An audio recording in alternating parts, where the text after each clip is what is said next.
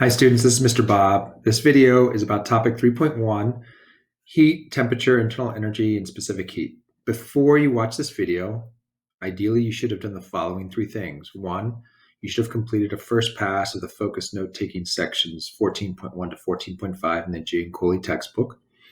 Two, you should have those notes in front of you with a pencil and paper. And three, you should have some sort of colored pencil or highlighter ready to just emphasize certain things. And so recommendations for taking notes during the video, I would avoid any mindless copying. If you're just mindlessly copying, that really doesn't help you out that much. So try and avoid that. Please actively listen and selectively write or make stand out with a different color things you already wrote down through your first pass through the notes, okay? And I would especially look at things that I emphasize as a teacher or just seem key to yourself. If there are sample problems, I would ask you to pause the video and make your brain think for about a minute and a half, and see if you can try and solve the problem. If you get stuck, that's no problem. Then continue with the video and see how it was solved, and obviously continue with the video to check your answer. And always, please, if you feel like you are not understanding something, feel free to stop the video, rewatch certain sections if you need more clarification. Okay, and then if you're still confused at the end of the video, I would definitely, in your notes, flag with question marks or some sort of color scheme the things that you feel like you need clarification on, because those are things that should stand out to you. And then in the coming days, you should either seek help from a classmate or from me to get that help. Okay? All right, so today's essential question for this short video is, how can we apply the concepts of heat, internal energy, and the law of conservation of energy to analyze calorimetry problems? So I would pause this video, take a second to write that down at the top of your Cornell notes or your focus notes or somewhere on your notes page. Here we go. When we talk about heat, temperature, internal energy, I just want to throw down some basically definitions. So heat is the energy transfer from one object to another because of a difference in temperature. Okay, this is something in the textbook as well. Temperature is the average of the kinetic energy of individual molecules of a substance. Okay, so temperature is an average of kinetic energy. Heat is energy transfer from one object to another. And then internal energy is the total energy of all the molecules in an object. And by the way, you're going to learn later on in this slide deck that internal energy is part kinetic, but it's also part of another thing that we call potential energy. So a good question to ask yourself is, on the left here, I have a cup of, let's say, really hot tea. And on the right here, I have basically a huge swimming pool in the middle of the winter. So it's almost frozen. Okay, let's just say it's just above freezing. And we could ask ourselves two questions. Which of these two objects has a higher temperature? And which of these two objects has a higher internal energy? Answer the question for yourself. And so what I'm going to tell you is, if we're looking at temperature, I think it's pretty obvious that the cup of hot tea has a higher temperature. But if we ask the question, which one has more or a higher internal energy, the swimming pool is going to have a higher internal energy, because remember, internal energy is the total energy of all the molecules.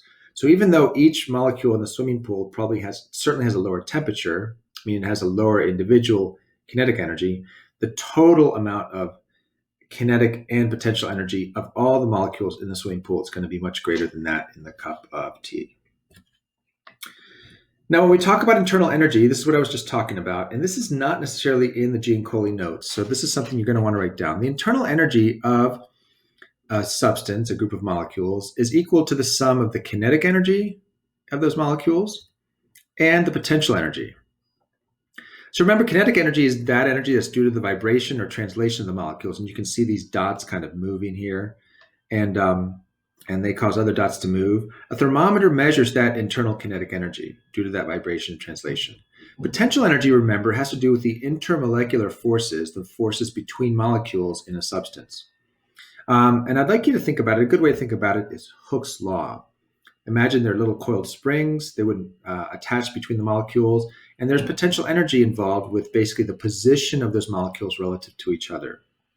Just like there's potential energy in a coiled spring based on its position relative to its equilibrium position. Okay, so let's talk a little bit about temperature and temperature scales. You may have never really thought about this, but how does a thermometer work?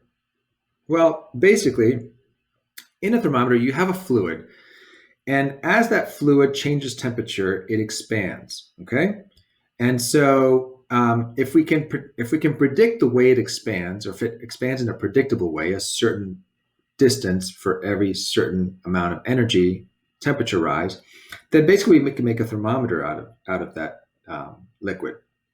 And so we will be using the Celsius and Kelvin scales this year. I just throwing the Fahrenheit scale on there for you to see, but that is not an SI unit. So Celsius and Kelvin is what we're going to be using.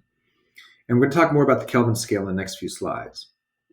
But just know with the Celsius thermometer, all someone did way back when, very clever, is they looked at what is the temperature at which water freezes or begins to melt. And they marked that on a little thermometer. And then they heated up that liquid all the way up till it got to boiling. And they marked that spot on the thermometer. And there's obviously a distance because there's been an expansion. And they just made 100 equal increments between those two distances. And there you go. Poof, you have a thermometer. Again, remember, temperature is only related to the internal kinetic energy. So let's talk a little bit about what happens and how Kelvin relates to this little scenario. If I have a gas, let's say I have a gas in that box there, and there are two things you can read in there. One is there's a thermometer in there, okay? And so if I plot the thermometer, the temperature readings from the thermometer on a pressure versus temperature scale in Celsius, notice we get something interesting that happens here. So let's say I take a certain, and scientists did this a long time ago.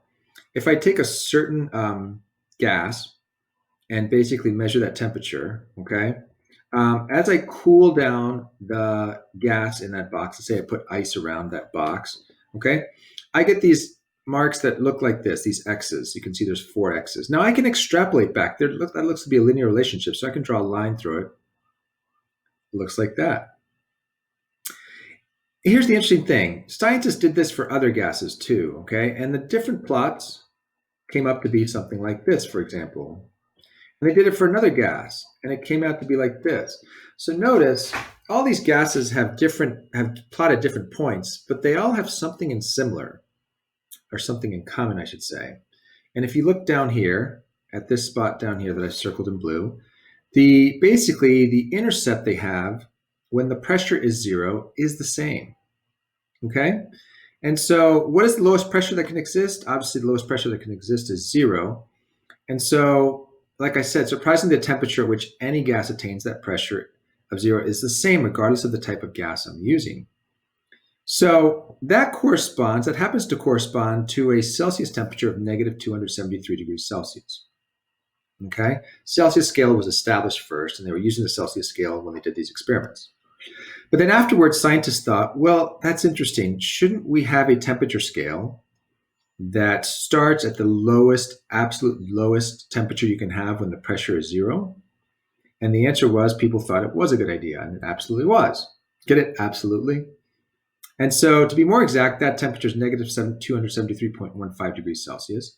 And that's where we get the term absolute zero. That is the temperature that a gas has when its pressure is 0. And so there was a temperature scale created to say that absolute 0 is the lowest value, and that's called the Kelvin temperature scale. So what we have here is this idea that we have 2 scales, right? And one scale, Celsius, we already know about, but the Kelvin scale has basically just taken the Celsius scale and shifted it to the left, you can say, by 273 degrees, okay? So here's the relationship between the two. If you want to know the temperature of something in Kelvin, you take the temperature in Celsius and you add 273 to it, okay? Please note that there is no degree symbol for Kelvin. So here are 2 sample problems. The temperature in room 320, that's the room that we would normally be in. Let's say it's 22 degrees Celsius, converted to Kelvin. The boiling point of liquid nitrogen is 77 Kelvin. What is the temperature in degrees Celsius? Pause this video for a second. Work these problems on your own. Okay, here we go. So I'm just going to work them quickly here. Kelvin equals Celsius plus 273. So this would be 22 plus 273. So that is 295 Kelvin. Okay? And the other one, let's see, this was a little different. We're started out with 77 Kelvin is one of our givens, and we're looking for our temperature in degrees Celsius. So I got to subtract 273 from each side. Okay, a little bit of math here. 77 minus 273. I'm going to do it over here. That equals negative 196 degrees Celsius. Temperature equals 196 degrees Celsius. All right, awesome. Let's talk about this concept called specific heat capacity. Very important.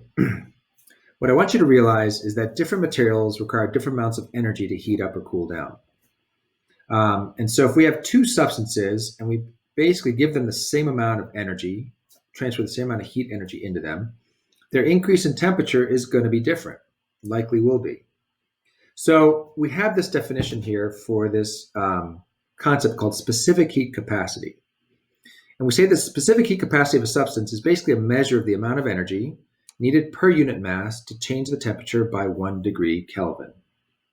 By the way, let's make sure we're really clear. A temperature difference of 1 degree Kelvin is exactly equal to a temperature difference of 1 degree Celsius, okay? So delta T in terms of Kelvin and Celsius is going to be the same, always. So this is the specific heat capacity defined, or specific heat capacity equation we can sometimes talk about, where Q is, let me do that here. This is in joules. This is heat energy in joules. This is mass in kilograms. And this is change in temp. And that's delta K or delta degrees Celsius. Okay. If you're ever not sure about the units of specific heat capacity, we'll just solve for it in this problem, and I'm doing that up here. Okay, C equals MC. Excuse me, I think I did that completely wrong. Yes, I did. Going too fast here. Eraser, let's erase that. C equals Q over M delta T. So just plug in the units. This would be joules. This would be kilogram. This would be degrees Celsius or Kelvin. Okay? All right. This is a really important equation, something you want to get very familiar with and get very comfortable using, and you will. You'll have practice with it. Very quickly, I just want to show you, this is a table of typical specific heat capacities for various substances. And I really don't care about calories, so I'm just going to kind of line that out. I just don't want to clutter this slide too much. And so notice if I look at this, the things I want you to realize is things like metal. Metal is really easy, generally speaking, to change its temperature. And you realize that, right? Because on a stove, a metal pot, metal pan, that's going to get hot really quickly. And so you always want to be careful. But on the other extreme, things like water, H2O, really hard to change the temperature of water. And that's a good thing for us here on Earth because that's had an important moderating influence on the climate here on Earth. And it's allowed more complex life forms like ourselves to evolve. Anyway, that's just kind of a tidbit.